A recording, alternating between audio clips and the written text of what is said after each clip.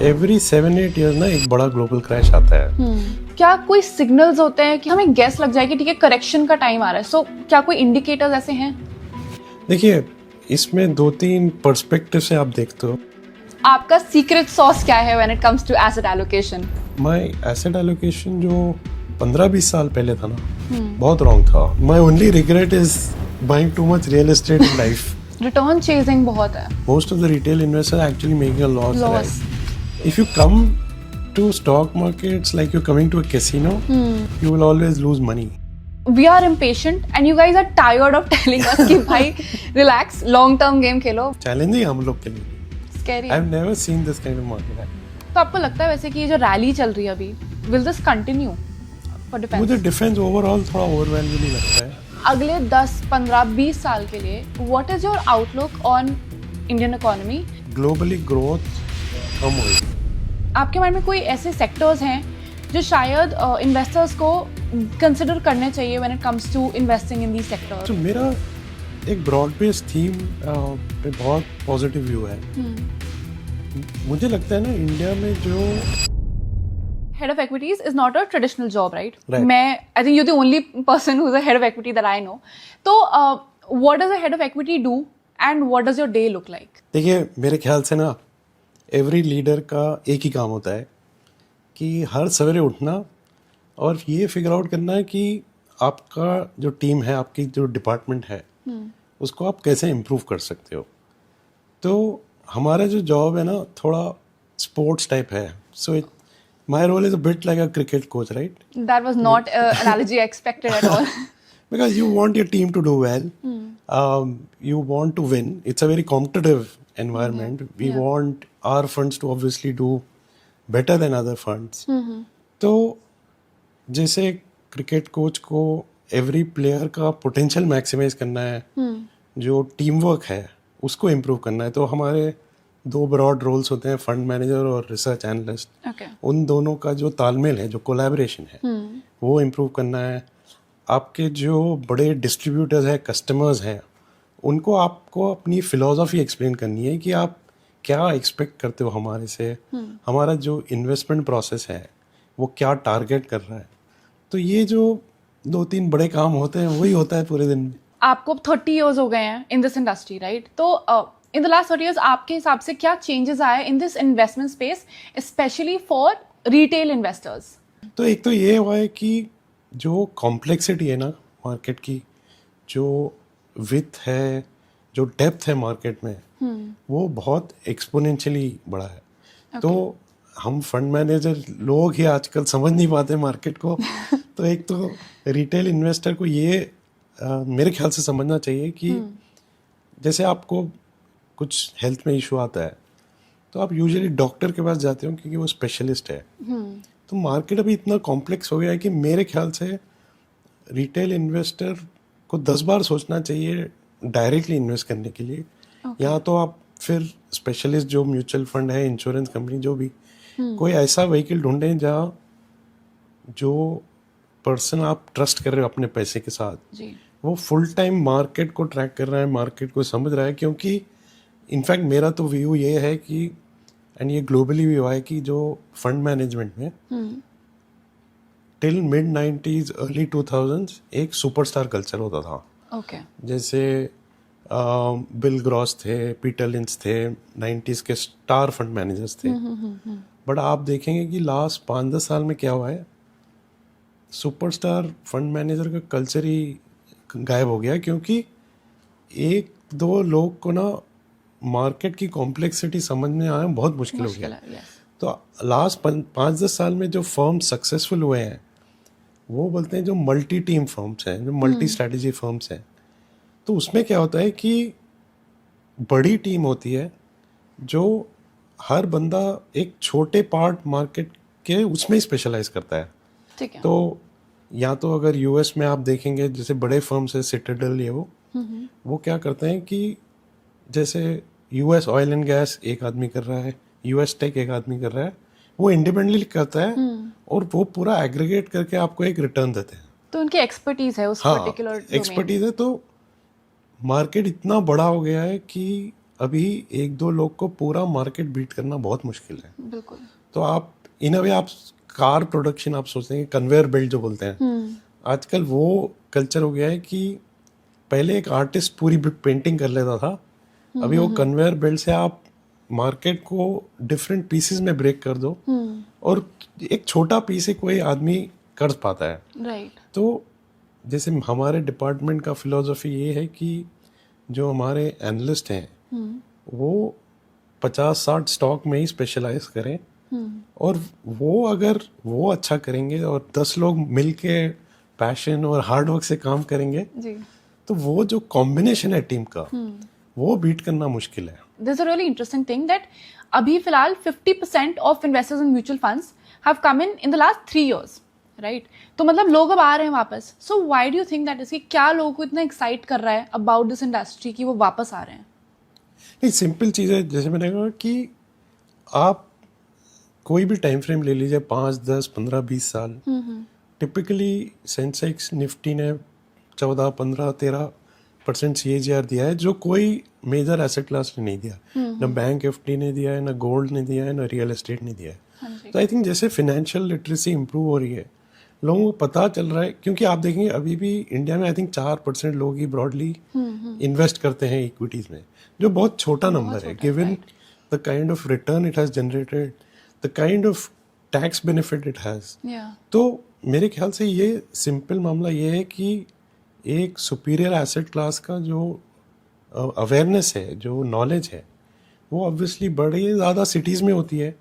तो जैसे लोग को ये अंडरस्टैंडिंग आ रही है कि मैं ये 5 साल में डाल के जो पोस्ट टैक्स रिटर्न कमा सकता हूँ वो बैंक FD से इतना ज़्यादा है, तो ये तो अच्छी बात लगती है हमको कि फिनेंशियलाइजेशन हो रहा है.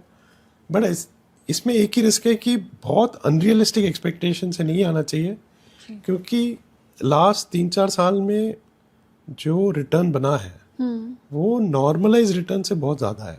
तो आप कोई भी इकोनॉमी में देख लीजिए, लॉन्ग टर्म रिटर्न इक्विटीज का जो नॉमिनल GDP बोलते हैं हम लोग, बेसिकली जो इकोनॉमिक एक्टिविटी का ग्रोथ है, उसके 2-3% ऊपर 2-3% नीचे होती है. ठीक है. अभी क्या हुआ है कि लास्ट 3-4 साल में स्पेशली मिड और स्मॉल कैप स्पेस में वहाँ पे रिटर्न बहुत बना है, तो काफ़ी जो फंड्स है ये स्पेस में. तो मेरा यही रिक्वेस्ट है लोगों से कि don't come with the expectation कि ये जो लास्ट 3-4 साल का रिटर्न है वो नॉर्मलाइज रिटर्न है. बिल्कुल. देखिए, नॉर्मलाइज रिटर्न अगर आपको लग रहा है नेक्स्ट 10 साल में इंडिया का जो नॉमिनल GDP है 11-12% से बढ़ेगा, तो आपको नॉर्मलाइज रिटर्न 13-14-10% वो रेंज में रखना चाहिए. ऐसे नहीं समझना चाहिए कि 20-25% रिटर्न बनेगा. सो हम IPOs के बारे में बात कर रहे थे, and this year has been really exciting. Bajaj housing finance का आया है, ओला इलेक्ट्रिक का आया है, अभी स्विगी का भी आने वाला है, OYO. So there is a lot of brands. So I just want to understand कि what do you think, why are people so excited about IPOs and why are companies so excited about IPOs कि हर कोई इस IPO race में भाग रहा है? नहीं, देखिए, I think this is not something to be concerned about or to be very mystified. देखिए, सिंपल बात ये है, you have an economy which at a base of 3-4 trillion is still growing at 11-12% nominal GDP. तो आपका जो capital requirement होगा, जैसे NBFC की है, मैन्युफैक्चरिंग कंपनीज की है, जिसकी भी है, वो तो ऑब्वियसली बढ़ती रहेंगी ना स्केल के साथ. तो we should not be surprise कि 10 साल पहले मेरा बिगेस्ट IPO X 1000 करोड़ था, अभी 2X 1000 करोड़. वो तो नॉर्मल है कि आपका 11-12% GDP ग्रोथ है नॉमिनल, तो वो होगा ही. इकोनॉमी बढ़ रही है तो होगा ही. तो first of all, lot of these records, they are actually not record in real terms. It's just the growth that you're seeing in the economy. Second बात ये है कि as literacy, financial literacy जो बढ़ रही है, जिसको recognize हो रहा है कि इक्विटीज एक अच्छा एसेट क्लास है, तो नए इन्वेस्टर्स है, तो depth of the market is increasing. तो ये बात है कि आजकल 5,000 करोड़ का IPO doesn't shake up anyone, whereas 10 years back it was probably front page of the newspaper, correct? So depth is much higher. I don't think that IPO by itself is a mania. Yes, some of them, the smaller IPOs, have listed at a premium which probably is unjustified. Yeah. But I do think that it's very healthy for the market. New companies come. So थोड़ा ना every country का development अलग तरीके से होता है. And मुझे लगता है कि अपना जो taxation structure है ना, partially उसकी वजह से भी, तो US में private equity and unlisted funding is very very accessible.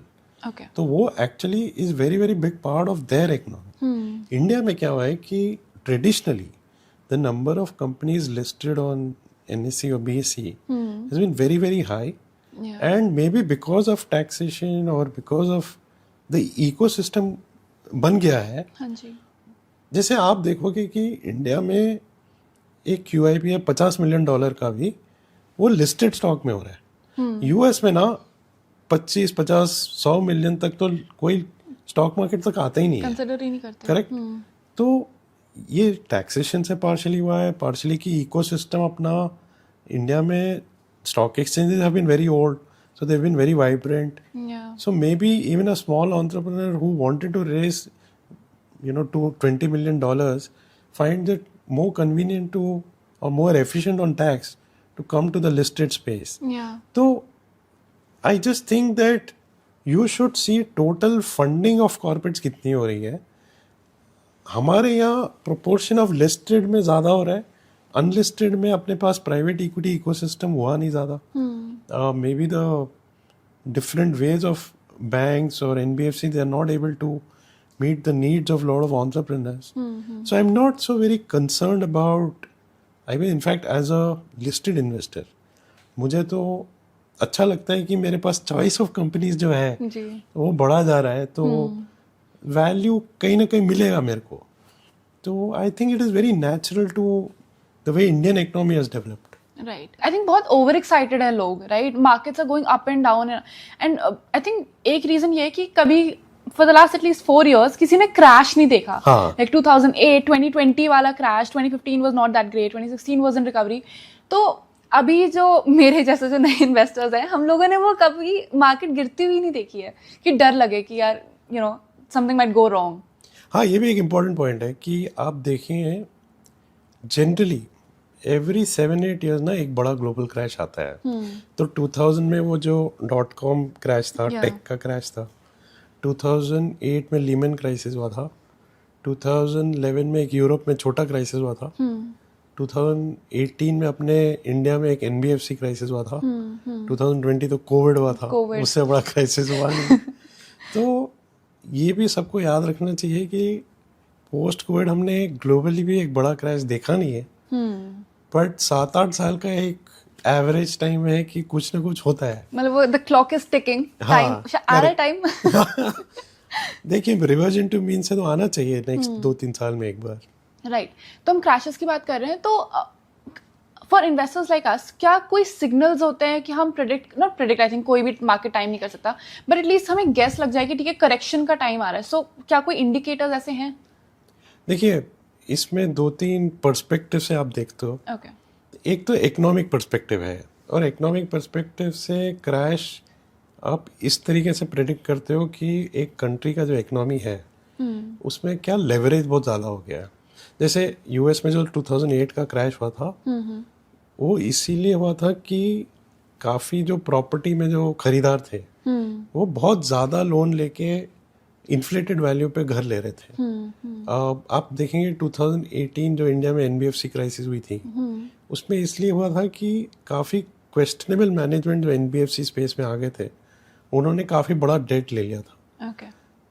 अभी लकीली फॉर अस इंडिया और ग्लोबली भी ऐसा कुछ लेवरेज दिख तो नहीं रहा है. तो इकोनॉमिक पर्सपेक्टिव से ऐसा कुछ बड़ा प्रॉब्लम दिख नहीं रहा है. बट एक चीज़ होती है कि जैसे बोलते हैं हम कि रिवर्जन टू मीन, कि कुछ ना कुछ खराब होता ही है एवरी 7-8 साल में. कितने टाइम तक नहीं होगा. राइट. तो एक नॉन इकोनॉमिक चीज़ भी होती है. तो जैसे अभी कोविड हुआ था, कभी वॉर होता है. तो मेरे को याद है कि again going back to the earlier days of my career, there was a big crash in the Indian market because when Vajpayee's government had come, they had done a nuclear test. Okay. तो nuclear test जब किया था तो US ने कुछ India को sanction से वो टाइप हाँ, दिए हाँ, थे, हुआ था। तो पूरे जो फॉरेन इन्वेस्टर्स थे, और जब मार्केट बहुत इलिक्विड था तो थोड़ा फॉरेन इन्वेस्टर का सेलिंग आता था तो बहुत बड़ा करेक्शन हो जाता था। Okay. तो मेरा पॉइंट ये है कि जो नॉन इकोनॉमिक चीज़ ना हम प्रेडिक्ट नहीं कर पाएंगे, क्योंकि वो लाइफ का फ्लो ऐसा है कि पॉजिटिव नेगेटिव कुछ ना कुछ होता ही रहता है। बिल्कुल, कोविड कोई नहीं प्रेडिक्ट कर कोविड पाया कौन था। प्रेडिक्ट कर पाया? 2019 में किसको बोलते हैं कि आउटडोर कंजम्पशन रिस्क है, because outdoor company consumption usually consumer companies की होती है, Yeah. और कंज्यूमर कंपनीज का मल्टीपल जो वैल्यूएशन है हाईएस्ट होता है, क्योंकि ये are not suppose to be cyclical, Yeah. उनका डिमांड ऊपर नीचे नहीं होता है। They're stable. बट किसको पता था कि कोविड से जो भी आउटडोर कंजम्पशन है वो हिट हो जाएगा। Like no one thought कि businesses, companies, everyone will be हाँ। isolated and घर पे लॉक हो जाओगे आप, तो उसका करेक्ट। तो economic नेक्स्ट impact- क्राइसिस जो आएगा ना, काफ़ी टाइम ऐसे होता है मार्केट में कि एवरी टाइम हम एक नया एक्रोनिम सीखते हैं। Oh, जैसे कोविड था, जब लीमन क्राइसिस हुआ, सीडीओ था, okay. तो एक कुछ नया वर्ड सीखेंगे हम लोग, हमको भी नहीं पता होगा वो वर्ड क्या होगा। तो इसी वजह से वैसे कुछ प्रॉब्लम नहीं दिखता है मैक्रो इकोनॉमिक व्यू पॉइंट से, बट लोग को थोड़ा केयरफुल होना चाहिए कि आप बोरो करके नहीं डाल रहे हो स्टॉक मार्केट में। आप 100 रुपीज़ का पूरा आपका जो नेटवर्थ है उसमें आप 20 डाल रहे हो, 30 डाल रहे हो, ठीक है, बट आपको 80-100% नहीं डालना चाहिए इक्विटी में। So crashes के बारे में बात कर रहे हैं, एक चीज़ और है, कल को चलो मैं मान रही हूँ कि हो गया कुछ क्रैश, तो कोई इंसान कैसे नेविगेट करे through such a difficult time in the market? देखिए, इसमें ना there is no better mantra than what we call, थोड़ा टेक्निकल लगेगा, discipline asset allocation. Okay. Word technical है, बट सिंपल चीज़ ये है कि आपको ना थोड़ा प्लान करना पड़ेगा कि आपके गोल्स क्या है। Okay. और सिंपल, कोई कॉम्प्लिकेटेड बड़ी बात नहीं है, बट सिंपल एक फार्मूला बनाना पड़ेगा कि समझो 3 या 4 जो मेरे बड़े सेविंग्स एवेन्यूज हैं, एसेट्स जो बोलते हैं, इक्विटीज, गोल्ड, रियल एस्टेट, ये वो, कि मेरे पास 100 रुपए का नेटवर्थ है, तो मेरा लॉन्ग टर्म समझो 30 इक्विटी में रहेगा, 30 रियल एस्टेट में रहेगा, 20 एफडी में रहेगा, 10-15 गोल्ड में रहेगा। जो भी एक प्लान बना लेना चाहिए, और ये बहुत स्टैटिक नहीं रखना चाहिए मेरे ख्याल से। थोड़ा ईच एसेट क्लास का जो सिचुएशन है उस पर डिपेंडेंट रखना चाहिए। Okay. तो समझो अगर बड़ा क्रैश आ जाए इक्विटीज़ में, तो आप बोल सकते हो कि 30 का मैं 35 कर दूंगा, 40 कर दूंगा, बट ये नहीं होना चाहिए कि आप बोल रहे हो 30 को मैं 80 कर दूंगा, बिकॉज समटाइम्स एज ऐसे जापान और यूएस का आप एग्जाम्पल देंगे तो 20-20 साल तक इक्विटीज ने रिटर्न नहीं दिया है वर्सेस इन्फ्लेशन या वर्सेस बॉन्ड्स। Yeah. तो आपको एक रेंज रख लेना चाहिए कि 20 to 40 इक्विटीज ये वो। Okay. और अगर एसेट थोड़ा अट्रैक्टिव हो जाए कि गिर जाए, टिपिकली रिवर्जन टू मीन होता है, तो अगर इक्विटी में क्रैश हो गया तो आप 40 कर लीजिए। अगर आपको लग रहा है कि मार्केट ओवर हिट है तो आप 40 का 20 कर लीजिए। Okay. बट एक रेंज रख लीजिए, और वो रेंज में ही रखें अपना एसेट एलोकेशन, क्योंकि लॉन्ग टर्म ना ये एक बड़ी फनी चीज़ है। आप 100 साल का रिटर्न आप एनालाइज कीजिए, long term equities will always give you the highest return in any economy broadly, Okay. क्योंकि रिस्क ज़्यादा है, क्योंकि वोलेटिलिटी है, 5-10 साल नहीं भी चलेगा, तो Yeah. वो रिस्क को कंपनसेट करने के लिए long term return in every economy, if you see, equities will beat bonds, it will beat gold, but unless of course कि कंट्रीज पूरी इम्प्लोड हो जाए, जैसे अब रशिया में हुआ है, हाँ जी। वो सब केसेस आप सेपरेट रखें। बट जो स्टेबल इकोनॉमीज रही है, वेदर यूएस है, जापान है, यूके है, तो वो आप प्लान बना दीजिए सो दैट लिक्विडिटी आपकी टेकन केयर है। Okay. तो आप तो यहाँ तो 10-15% 6 महीने का एक्सपेंस आप एक सेपरेट बैंक अकाउंट में रख लीजिए, या ये कॉम्बिनेशन ऐसा बनाए कि let's say bank FD is very liquid, आपको 1-2 दिन में आपको पैसा मिल जाता है। जाएगा। तो आपको अगर 10-15% बैंक एफडी में रख रहे हो तो आपको जनरली लिक्विडिटी का कुछ खास ज़रूरत है नहीं, तो आप इक्विटीज़ में रख सकते हो। बट जो भी हो, maybe you can take a advisers help also, but I don't think it's very complicated, because ये आपने एक बार बना लिया ना, उसको बहुत ज़्यादा चेंज करने की ज़रूरत नहीं है। Obviously may be every 5 years depending on your age profile, risk profile, you can change ये रूल क्या है। बट सिंपल बात ये है कि आप थोड़ा डायनामिक रखो ये allocation of assets, okay but बहुत ज़्यादा भी डायनामिक मत रखो, क्योंकि एवरी एसेट का एक इनहेरेंट रिस्क होता है, वो आप डिसरिगार्ड नहीं करना चाहिए मेरे ख्याल से। राइट। तो अब एसेट एलोकेशन की बात कर रहे हैं, आपको 30 साल होने वाले हैं, आपका सीक्रेट सॉस क्या है when it comes to asset allocation? देखिए, मैं ना फिक्स्ड इनकम में नहीं रखता हूँ, मैं बैंक एफडी में कुछ नहीं रखता। ठीक है। मेरा सिंपल कॉम्बिनेशन है कि 50-60% इक्विटीज होता है, 30-40% जिसमें मेरे को थोड़ा रिग्रेट है, रियल एस्टेट है और थोड़ा गोल्ड है। बट ये कॉम्बिनेशन रखता हूँ, ऑब्वियसली थोड़ा डायनामिक हूँ कि अगर एंड बिकॉज आई एम थोड़ा प्रोफेशनल, मेरा 50-60% इक्विटी में चेंज नहीं होता है, बट वो hybrid fund to small cap में थोड़ा कर लेता हूँ ओके कि अगर मार्केट अट्रैक्टिव लगा हो तो स्मॉल कैप में ज़्यादा हो, अगर थोड़ा डिफेंसिव होना है तो you go to hybrid fund. But my only regret is buying too much real estate in life. मेरे को तो समझ नहीं आता इंडियन फैमिली इतना क्यों रियल एस्टेट में इन्वेस्ट करते हैं। बहुत इमोशनल डिसीजन आई थिंक वो। हाँ, वो टेंजिबल है ना। काफ़ी फैमिलीज में मैंने देखा है कि लोग को लगता है शेयर्स तो डीमैट अकाउंट में इंटेंजिबल है, घर दिखता है लोगों को हाँ, कि बिल्कुल। एंड ठीक है, देखो as I said equity can be volatile, 4-5 साल डाउन साइकिल हो सकता है, तो चाहिए तो सही कि आप 50-30 से ज़्यादा मत रखें, मतलब 80-90% generally I don't recommend. But yes, sometimes you feel कि the way Indian market is perform कि आपको ज़रूरत थी क्या ये बफर की, कभी लगता है ऐसे। या तो we're talking about this market expanding and GDP growth, सब great, but for an investor क्या आपके माइंड में कोई ऐसे सेक्टर्स हैं जो टाइम फ्रेम नहीं देते हैं but in the coming years जो शायद इन्वेस्टर्स को कंसिडर करने चाहिए when it comes to investing in these sectors, themes और जस्ट एवेन्यू? हाँ, तो मेरा एक ब्रॉड बेस्ड थीम पे बहुत पॉजिटिव व्यू है। मुझे लगता है ना, इंडिया में जो एजुकेटेड वर्कफोर्स है, चाहे वो इंजीनियर हो, डॉक्टर हो, कंसल्टेंट हो, वो स्पेस में जो बिजनेसेस है मुझे लगता है वो बहुत अच्छा करेंगे, क्योंकि the globe needs that workforce today. क्यों ज़रूरत है वो वर्कफोर्स का कि अब आप देखेंगे globally 60-70-80% of GDP is still in those 4-5 developed countries like US, Europe, Japan, etc.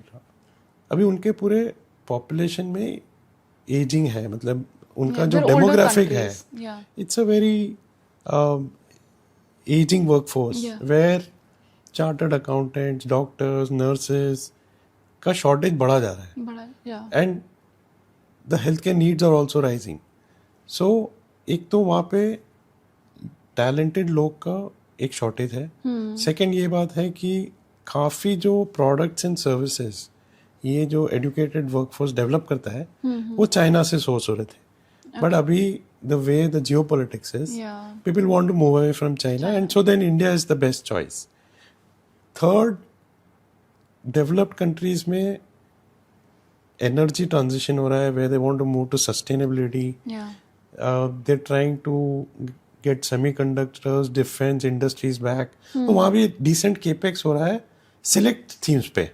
एक एनर्जी ट्रांजिशन पे हो रहा है, एक ये सेमीकंडक्टर्स डिफेंस पे हो रहा है। तो between health, this capex, energy transition, they need lot of engineering products, they need lot of healthcare services, which I think this white collar workforce, जो educated workforce है इंडिया का, तो जैसे जो कंपनीज इंजीनियरिंग में है, फार्मा में है, ऑटो एंसिलरीज में है, स्पेशलिटी केमिकल्स में है, जहाँ इंडिया के डिसेंट R&D हो रहा है, जहाँ इंजीनियर्स काम कर रहे हैं, डॉक्टर्स काम कर रहे हैं, वो मुझे लगता है कि वो set of companies next 10 years में, और स्पेशली जो थोड़े छोटे कंपनीज है ना, क्योंकि जो कंपनी इंडिया में बेस एस्टेब्लिश कर चुकी है, जैसे ऑटो एंसिलरी में मारुति हुंडई को सप्लाई कर रही है, बट आई थिंक उनका एक बहुत बड़ा अपॉर्चुनिटी है कि ग्लोबली टेस्ला, वोल्क्सवैगन आके उनको बोले कि हम ये पार्ट चाइना से आउटसोर्स कर रहे थे, बट अभी हमको 100% चाइना से आउटसोर्स नहीं करना है, तो वो 100 का में अगर 20 भी आपको इंडिया में शिफ्ट कर दूँ, तो मुझे लगता है कि ये जो छोटे कंपनीज ये स्पेसेस में है ना, उनको ग्लोब ढूंढ रहा है उनको आउटसोर्स करने के लिए। ट्रू। तो वहाँ मुझे लगता है कि कुछ बड़े, हम जो हमारे टर्म में मल्टीबैगर बोलते हैं कि स्टॉक एक्स का 5x हो जाए, 10x हो जाए, वैसे कुछ मल्टीबैगर ढूंढ लें। India, I think, is at the right place at the right time, right? नहीं, lot of things are happening which are good for India. की चाइना में एक इश्यूज हैं, second oil prices have been flat and that's a biggest import. तो अपना जो सबसे बड़ा इंपोर्ट है उसमें प्राइस फ्लैट रहा है लास्ट 15-20 साल से, और जो प्रेडिक्शन है कि नेक्स्ट 10-15 साल में भी कहीं नहीं जाने वाला है। Yeah. तो I think lot of things are happening for India right now. But अभी आपको लगता है कोई ऐसे अंडररेटेड या अंडर वैल्यूड सेक्टर्स हैं जो अनफॉर्चुनेटली इग्नोर हो रहे हैं बट लोगों को रियली कंसिडर करने चाहिए? देखिए, मार्केट ना 3-4 साल में इतना चला है, तो बड़े सेक्टर्स का अंडर वैल्यूएशन तो बहुत बड़ा अंडर वैल्यूएशन तो मुश्किल है। बट मुझे स्टिल लगता है कि फार्मा और सिलेक्ट फाइनेंशियल सर्विसेज में Okay. ऐसे स्टॉक्स हैं जो अभी भी डिसेंट रिटर्न दे सकते हैं। मतलब ये दो स्पेस लगते हैं कि रीजनेबली वैल्यूड लगते हैं। Even defence, I think for that matter, बहुत बहुत टाइम से it's been all over the news. तो आपको लगता है वैसे कि ये जो रैली चल रही है अभी, will this continue for defence? मुझे डिफेंस ओवरऑल थोड़ा ओवर वैल्यूड ही लगता है। Not that the companies will not do well, obviously India's defense expenditure will go up, and also actually I also think कि defense एक area है जहाँ developed countries से बहुत आउटसोर्सिंग आ सकता है इंडिया को। क्योंकि आप देखेंगे कि जब रशिया कोलैप्स हुआ था 30 साल 1990 to 2020 it was a fairly peaceful world, and now we've seen 2 wars. Now you're seeing कि यूरोप यूएस का जो डिफेंस एक्सपेंडिचर है वो बढ़ रहा है, और वहाँ सप्लायर्स की कैपेसिटी रही नहीं, बिकॉज 30 साल के डाउनटर्न में काफ़ी सप्लायर्स निकल गए मार्केट से। तो इंडिया को डिफेंस से भी काफ़ी आउटसोर्सिंग आ सकता है globally. But having said that, देखिए इन इंडिया में defence is a one client market, की गवर्नमेंट ही आपका एक क्लाइंट है। वो डिक्टेट कर सकती है आपको कितना वर्किंग कैपिटल देना है, कितना मार्जिन देना है। वो रिस्क मेरे को लगता है प्राइस्ड इन नहीं है काफ़ी stock. Makes sense. Because defense is entirely dependent on government कितना expend कर रही है। Yes. And we've seen time and again last 40-50 years में कि when you are dependent on one client and that client's needs may differ at various points. See, some years we may prefer to import fighter aircraft rather than make in India for some years, 2-3 years. Like when we imported Rafale, obviously we did not manufacture fighter aircraft that much. तो वो phases आती हैं, और market ऐसा है कि एक साल में भी अर्निंग डिसअपॉइंटमेंट आएगा तो स्टॉक्स काफी गिर सकते हैं। तो डिफेंस में मैं थोड़ा कॉशियस हूँ। So we before we invited you, हमने अपने इंस्टाग्राम पे एक स्टोरी डाला था and people had a lot of questions, so we picked out a few and आपसे हम पूछते हैं अब। तो द फर्स्ट क्वेश्चन इज कि how should one pick the right stock to invest in over valued और बुलिश मार्केट्स? इस पे मैं 3-day कोर्स ले सकता हूँ, but very simply, and I am trying to make it as simple और short as possible. Basically कोई भी आप स्टॉक पिक करोगे ना, 3 चीज देखनी है उसमें: मैनेजमेंट, बिजनेस मॉडल और वैल्यूएशन। अब हर चीज पे आप जितना टाइम चाहिए आप स्पेंड कर सकते हो, बट मोटा मोटी बात ये है कि ये 3 में आपको बैलेंस करना है। तीनों जब अट्रैक्टिव हो जाते हैं, 3 डायमेंशन अगर अट्रैक्टिव होते हैं ना, तो आप बड़ा % ऑफ नेटवर्क डाल दीजिए उसमें। मिलता नहीं है ये मार्केट में।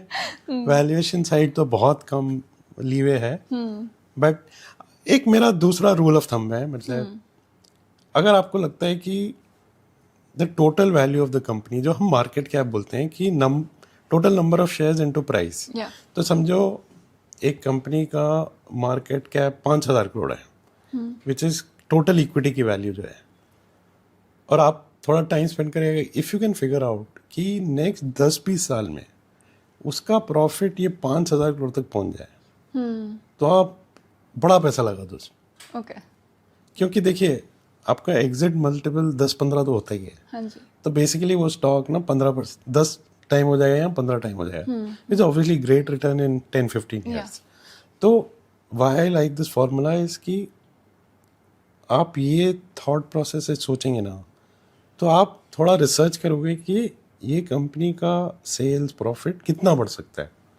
तो वो मेरा एक रूल ऑफ थंब होता है, कभी कभी देख लें कि अभी जो मैं पूरा वैल्यू लगा रहा हूँ ये कंपनी पे, क्या ये कंपनी का प्रॉफिट 10-15 साल में ये मार्केट कैप या ये वैल्यू तक पहुंच सकता है। आपको लगता है कि रीजनेबल चांस है, तो usually that means you hit a multibagger. The next question is, which according to you will be the top sectoral theme for the highest returns in 2025? ये मैं नहीं करूंगा आंसर। Okay, got it. मेरा philosophical problem है कि मैंने जैसे कहा कि हम लोग इक्विटीज लॉन्ग टर्म एसेट बोलते हैं, तो कोई भी मुझे 1 साल का रिटर्न पूछता है ना, I say I can't answer because Yeah. Too many things randomly होती हैं। Yeah, I think वही बात हम ऑलरेडी कर चुके हैं कि मार्केट इतनी डायनामिक है, आप चाह कर भी नहीं कर सकते हो। नहीं, देखो, लोग हर्ड मेंटालिटी में है, but you should try to keep yourself anchored कि आपका इन्वेस्टमेंट प्रोसेस क्या है। Yeah. तो अगर मेरा investment process, I try to target 3 to 5 year return. देखिए 5 ईयर्स के बियॉन्ड मैं भी प्रेडिक्ट करना कि इंटरेस्ट रेट क्या रहेंगे, कमोडिटी प्राइस क्या रहेंगी, फेड का इंटरेस्ट रेट क्या होगा, आरबीआई का इंटरेस्ट रेट क्या होगा, 5-10 साल के बाद मेरा भी इतना व्यू नहीं है। हाँ. But at least you should give yourself 3 to 5 years to say कि अगर ये कंपनी का ग्रोथ मुझे लगता है जो मार्केट एक्सपेक्ट कर रहा है उससे मटीरियली हाई हो सकता है,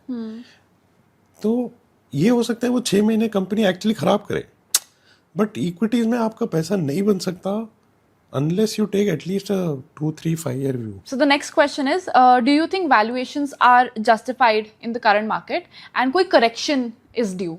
देखिए valuations are high, but I think एक reason है कि not only me but आप कोई भी मैक्रो इकोनॉमिक स्ट्रेटेजिस्ट या फंड मैनेजर्स से पूछोगे कि India macro is in the best situation maybe in our careers ever, right. और आपको ये भी याद रखना है कि हम जब मैक्रो आउटलुक देखते हैं, कंपनी का मार्केट का वैल्यूएशन देखते हैं, ये सब रिलेटिव होता है, करेक्ट। तो इंडिया का जो कंपैरिजन होता है वो जो बकेट में इंडिया आता है वो इमर्जिंग मार्केट बकेट है, Yeah. जो डेवलपिंग, जहाँ लोग को पता है रिस्क थोड़ा ज़्यादा है। तो ये बकेट में क्या है, ये बकेट में चाइना है, ब्राज़ील है, रशिया है, इंडोनेशिया है ना, हर जगह कुछ ना कुछ ग्रोथ प्रॉब्लम है या जियोपॉलिटिकल इशू है। तो चाहे रियल जीडीपी ग्रोथ में ऑब्वियसली इंडिया लार्ज इकोनॉमीज में फास्टेस्ट है, अपना इन्फ्लेशन और करंट अकाउंट डेफिसिट जो इकोनॉमी के लिए जैसे बुखार और ब्लड प्रेशर, जो दो सबसे बड़े इंपॉर्टेंट चीज है टू फिगर आउट कि कुछ प्रॉब्लम है, वो होते हैं इन्फ्लेशन और करंट अकाउंट डेफिसिट। Okay. दोनों में इंडिया का सिचुएशन लास्ट 15-20 साल में बेस्ट है अभी। तो अगर आपका ऐसा सिचुएशन है तो फ्रैंकली स्पीकिंग आपका जो पी मल्टीपल या वैल्यूएशन बोलते हैं वो थोड़ा हाई होना अननेचुरल नहीं है। तो मैं ये कैंप में नहीं हूँ कि इंडिया बबल में है या जस्ट बिकॉज पी मल्टीपल समझो लास्ट 10 साल का एवरेज 17-18 था, अभी 22 है, इसकी वजह से बेच दो। नहीं, वो मेरे ख्याल से थोड़ा फंडामेंटल ड्रिवन है।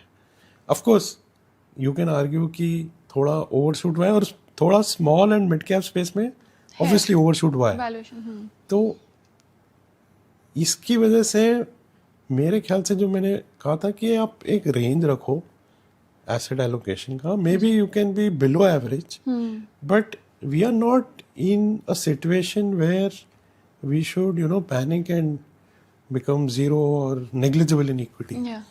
That is the way I would think about it. Okay. So the last question is कि we talked a lot about equity, we talked about asset allocation, बहुत चीज़ों के बारे में, but अगले 10, 15, 20 साल के लिए what is your outlook on Indian economy and for retail investors?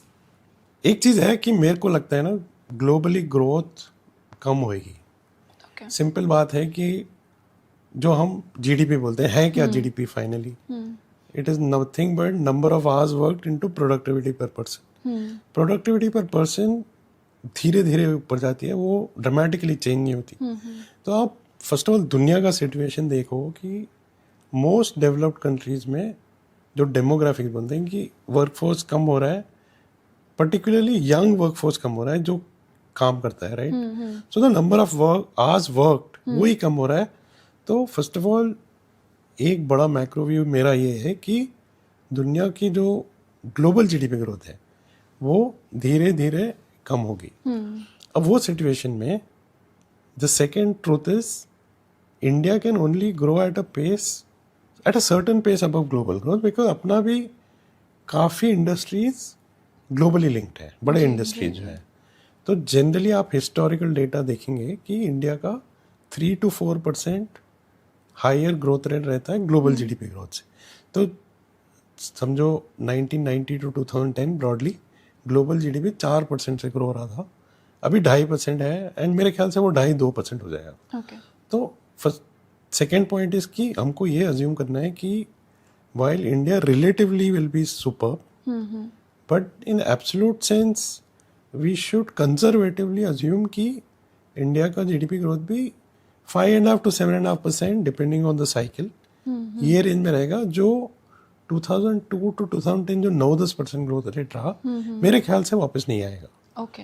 So that is the second point. Third point but ये है कि जैसे वैल्यूएशन मेरे ख्याल से इंडियन मार्केट का हायर रहेगा, क्योंकि जो मैक्रो स्टेबिलिटी है, जो करेंसी का आउटलुक है जी. वो बहुत स्ट्रांग है, क्योंकि इन्फ्लेशन और करंट अकाउंट डेफिसिट Yeah. जो बीपी और फीवर है जी. वो सब जीरो है इन वन सेंस. तो ट्रेड ऑफ है कि ग्रोथ थोड़ा कम होगा but multiples will be higher.